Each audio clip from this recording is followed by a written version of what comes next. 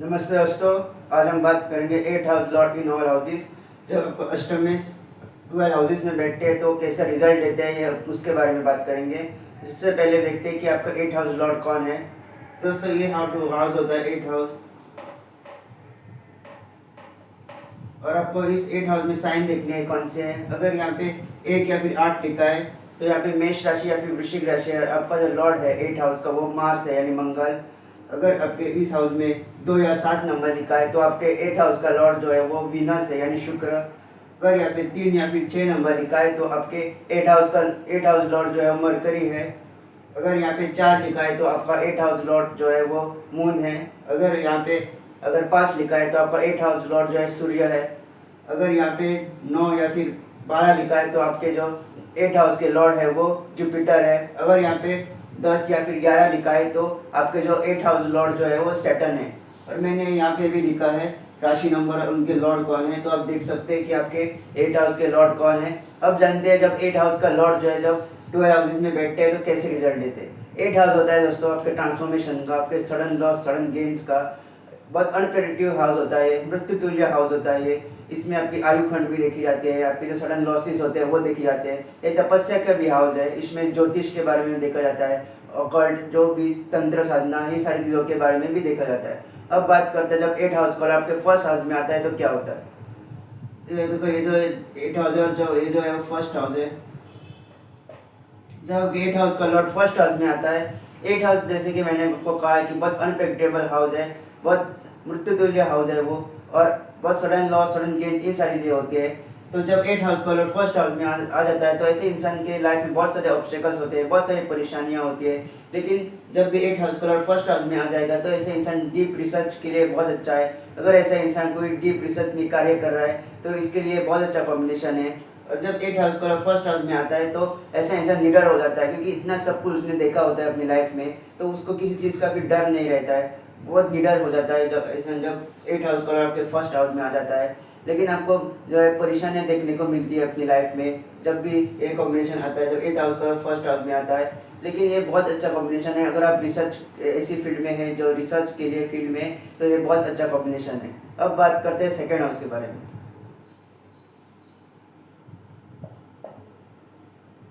तो ये जो है वो सेकंड हाउस है, और सेकंड हाउस जो है आपका धन भाव उसको कहा जाता है। आपके फैमिली के बारे में इसको देखा जाता है। आपकी जो वाणी है ये इस हाउस से देखी जाती है। तो जब भी 8 हाउस का लॉर्ड सेकंड हाउस में जाता है तो ऐसा इंसान बहुत कोशिश करता है अपनी फैमिली को जोड़े रखने के लिए, अपने जो पैसे है उसको जोड़े रखने, अपना धन जो है उसको जोड़े रखने के लिए बहुत कोशिश करता है। और जब भी इस कॉम्बिनेशन आता है तो 8 हाउस का सेकंड हाउस में जाता है तो इसके अनएक्सपेक्टेड गेन्स भी हो सकते हैं, ये भी देखा गया है। अगर अगर 8 हाउस की अंतर्दशा या फिर सेकेंड हाउस की अंतर्दशा और महादशा आ जाए तो आपके जो अनएक्सपेक्टेड गेन्स भी हो सकते हैं।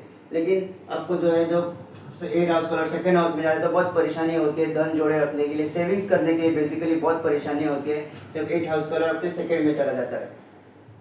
लेकिन आपको अनएक्सपेक्टेड गेन्स भी दिखने को मिलते हैं जब 8 हाउस का आपके सेकेंड में चला जाए। अब बात करते हैं थर्ड हाउस के बारे में।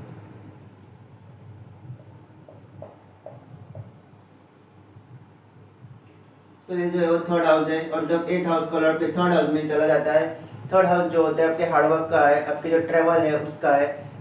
जब 8 हाउस का लॉर्ड जब थर्ड हाउस में चला जाए तो ऐसे इंसान जो है वो उसको बहुत ज़्यादा हार्डवर्क करना पड़ता है। वो कोई भी अगर कार्य करता है तो उसको वो कार्य एक बार में नहीं होता है, उसको 2-3 बार वो कार्य करना पड़ता है तभी जो है उसको सफलता मिलती है।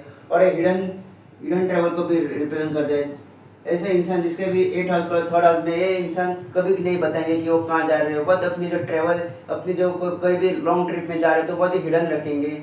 और ऐसे इंसान जो राइटिंग में भी बहुत अच्छे होते हैं, उनके पास एक स्किल होती है, स्किलफुल होते हैं ऐसे इंसान। जब भी 8 हाउस का थर्ड हाउस में जाता है तो ऐसे इंसान बहुत ज़्यादा स्किलफुल होते हैं, और उनका क्रिएटिव लेवल भी बहुत अच्छा होता है, बहुत ज़्यादा क्रिएटिव होते हैं, बहुत ज़्यादा डीप रिसर्च करते हैं जब भी 8 हाउस का लॉर्ड भी थर्ड हाउस में जाता है। अब बात करते हैं फोर्थ हाउस के बारे में। जब भी 8 हाउस का लॉर्ड फोर्थ हाउस में जाएगा तो ऐसे इंसान की जो फोर्थ हाउस रिप्रेजेंट करता है आपके माँ का, तो आपके माँ को हेल्थ इश्यूज हो सकते हैं, उनके लाइफ में सडन गेन या सडन लॉस हो सकते हैं। और ऐसा इंसान फोर्थ हाउस आपके घर को भी रिप्रेजेंट करता है, तो ऐसा इंसान बहुत ज़्यादा रिसर्च करेगा अपने घर के बारे में, बारीक बारीक चीज़ों के बारे में देखेगा। और डीप रिसर्च करके अपने इंटीरियर जो है बदलने की कोशिश करेगा। उसको सब कुछ परफेक्ट चाहिए होता है, अपनी इंटीरियर घर के जो इंटीरियर होते हैं, इंटीरियर डिज़ाइन होते हैं, वो उसको बहुत परफेक्ट चाहिए होता है। जब भी 8 हाउस कलर आपके फोर्थ में आ जाता है तो लेकिन आपके माँ के बारे में हेल्थ इश्यूज हो सकते हैं, आपके माँ को सडन गेन या सडन लॉस हो सकते हैं जब भी ये कॉम्बिनेशन होता है 8 हाउस कलर जब आपके फोर्थ में चला जाए। और ऐसे इंसान को घर भी बदलना पड़ सकता है, फ्रिक्वेंटली कभी ट्रांसफर हो गया, कभी प्रमोशन हो गया, तो ऐसे इंसान को घर भी बदलना पड़ सकता है। अब बात करते हैं 5th हाउस के बारे में। जब भी 8 हाउस कलर 5th हाउस में जाता है तो ये बहुत अच्छा है। आपकी 5th हाउस जो है आपके एजुकेशन को रिप्रेजेंट करता है, आपके संतान को रिप्रेजेंट करता है।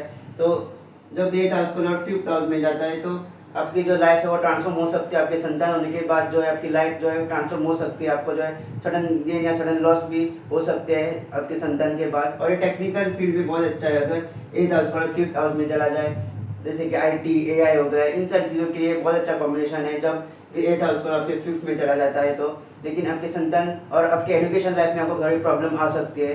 जब भी 8 हाउस कलर आपके 5th हाउस में जाता है दोस्तों, तो आपको जो है एक ईयर ड्रॉप आउट भी सारी सिचुएशन फेस करनी पड़ती है, एजुकेशन में आपको प्रॉब्लम्स आ सकती है। और आपके संतान होने के बाद जो है आपको ट्रांसफॉर्मेशन देखने को मिलता है जब भी 8 हाउस कलर आपके 5th में चला जाए। अब बात करते हैं 6th हाउस के बारे में।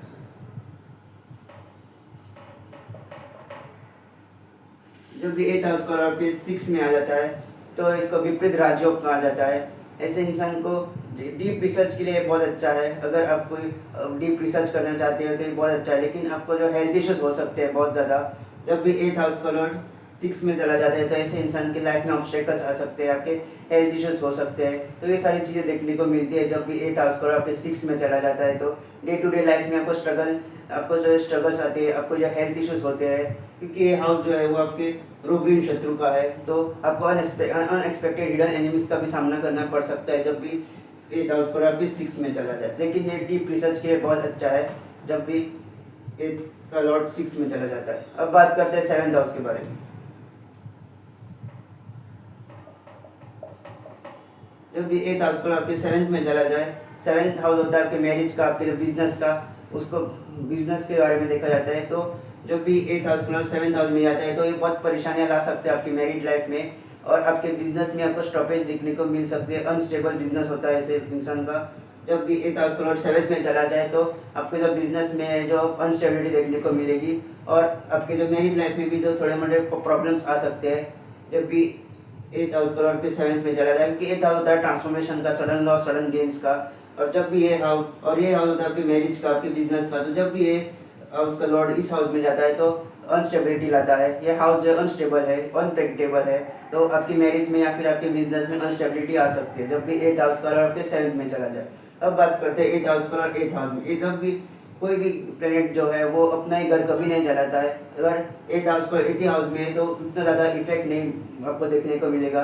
ये आपको सडन लॉस, सडन गेन से सारी चीज़ें हो सकती है, लेकिन ये अकल्ट के लिए, ज्योतिष के लिए बहुत अच्छा योग है।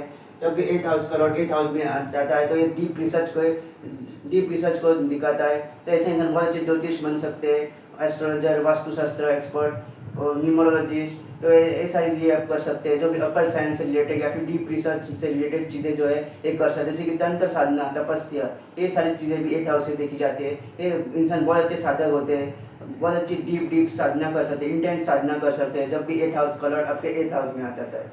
अब बात करते हैं 9th हाउस के बारे में।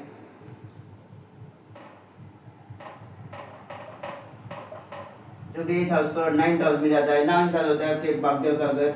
और जब भी तो 9th हाउस में चला जाता है, 9th हाउस जो होता है आपके भाग्य को रिप्रेजेंट करता है, आपके भाग्य का घर होता है, आपके पिता को रिप्रेजेंट करता है। और जब भी 8 हाउस का आपके 9th हाउस में चला जाता है तो जब भी आपके साथ कुछ अच्छा होने वाला होता है उससे पहले कुछ बुरा होता है। यही कॉम्बिनेशन है। जब भी 8 हाउस का 9th में चला जाता है तो ये कॉम्बिनेशन ज़्यादातर देखा गया है कि जब भी आपके साथ कुछ अच्छा होने वाला होता है तब आपके साथ कुछ बुरा होता है, और ये फादर के लिए अच्छा कॉम्बिनेशन नहीं है। जब भी 8 हाउस का 9th में चला जाता है तो आपके पिता को जो हेल्थ इशू हो सकते हैं, उनकी लाइफ में जो है सडन लॉस, सडन गेन्स हो सकते हैं। ये भी चीज़ें देखी गई है। जब भी 8 हाउस का 9th में चला जाता है तो आपके पिता को जो है बहुत उनको हेल्थ इश्यूज हो सकते हैं बहुत ज़्यादा, या फिर उनके लाइफ में जो है वो अनस्टेबल हो सकते हैं, उनकी life sudden loss, sudden gain हो सकते हैं, उनकी बिजनेस अनस्टेबल हो सकता है। तो ये सारी चीज़ें भी देखी गई है जब आपका 8 हाउस का 9th में चला जाता है। अब बात करते हैं 10th हाउस के बारे में। जब भी 8th हाउस का लॉर्ड 10th में चला जाता है, 10th हाउस जो होता है आपके करियर का होता है, और जब 8th हाउस का लॉर्ड 10th में चला जाता है तो ऐसे इंसान का करियर जो है वो अनस्टेबल होता है। उनके जॉब भी जो है वो बहुत चेंजेस होते हैं, बहुत फ्रिक्वेंट चेंजेस करते हैं। उनका जो मन होता है वो एक ही जॉब में कभी नहीं लगता है, तो उनकी चेंजेस होते हैं जॉब में। आज दो ऐसे एक एक साल या दो दो साल या पाँच पाँच साल में वो अपनी जॉब जो है बदलते रहते हैं, और अनस्टेबल करियर होता है। जब भी 8th हाउस पर आपके 10th में चला जाता है तो आपके करियर में ऑब्स्टेकल्स आ सकते हैं, रुकावटें आ सकते हैं। तो ये सारी चीज़ें देखने को मिली है जब भी 8th हाउस पर आपके 10th में चला जाता है। तो अब बात करते हैं 11th हाउस के बारे में। जो भी 8th हाउस का आपके 11th हाउस में जाता है, 11th हाउस होता है आपके डिजायर्स का, आपके गेल्स का। तो आप जो भी सोचते हैं वो कभी नहीं होता है जब भी ऐसा कॉम्बिनेशन होता है, और ये मैंने पर्सनली भी देखा है। जब भी 8th हाउस का 11th में चला जाता है तो आप जो भी सोचते हैं वो कभी होता ही नहीं है। तो और ऐसे इंसान के जो डिजायर्स भी फ्रिक्वेंट चेंज होते हैं। सुबह उसको डॉक्टर बनना होता है, फिर शाम को उसको कुछ और बनना है, फिर उसने कुछ सीरीज देख ली तो फिर उसको एक्टर बनना है। तो ये सारी चीज़ें होती है। फिर उसने एक रियलिटी शो देखा, फिर उसको सिंगर बनना है। तो उनके डिजायर्स जो होते हैं बहुत फ्रिक्वेंटली चेंज होता है हो जाते हैं। जब भी 8th हाउस को आपके 8th हाउस को आपके 11th हाउस में चला जाता है तो ऐसे इंसान के डिजायर जो होते हैं वो फ्रिक्वेंटली चेंज होते हैं। उसका जो मन है वो स्टेबल नहीं रहता कि उसको क्या चाहिए है। उसका जो मन है वो आज उसको ये चाहिए, कल उसको कुछ और बनना है, फिर परसों उसको कुछ और बनना है। तो ये सारी चीज़ें होती है जब भी 8th हाउस को आपके 11th में चला जाता है। बेस्ट रेमेडीज ये है कि आप ज़्यादा सोचिए मत, आपको ज़्यादा डिज़ायर मत कीजिए कि मन ही मन आप जो है सोचते रहते हैं कि ये ऐसा करेंगे तो ऐसा होगा, ऐसा करूँगा तो ऐसा होगा, फिर वो होता नहीं है। फिर आप जो है खुद निराश हो जाते हैं। तो आपको ज़्यादा सोचना नहीं है, अब जो होता है आपको होने देना है, और आपको ज़्यादा डिज़ायर्स नहीं रखने हैं। जो भी ये कॉम्बिनेशन है जब भी 8th हाउस को आपके 11th में चला जाता है। अब बात करते हैं 12th हाउस के बारे में।